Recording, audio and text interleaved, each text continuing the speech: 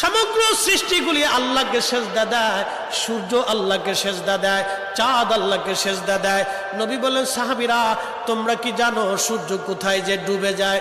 সাহাবীরা বলেন, আল্লাহু রাসূলু আলাম, আল্লাহ জানে এবং নবী ভালো জানে। আল্লাহ নবী বললেন, সাহাবীরা রে, সূর্য যেতে যেতে আরশে মুআল্লার নিচে যায় আল্লাহকে সেজদা দিয়া সুবহানা রাব্বিল আলা বলে সূর্য পড়তে থাকে, আর সুবহান রাব্বিল আলা বলে সূর্য তাসবিহ পড়তে থাকে, আর বলে, হে রব, আপনি যদি অনুমতি দেন পৃথিবীবাসীর জন্য আবার আলো নিয়ে ফিরে যাব, আর অনুমতি যদি না দেন আমি আপনার কুদরতি কদমে সেজদায় পড়ে পড়ে কাঁদতে থাকব।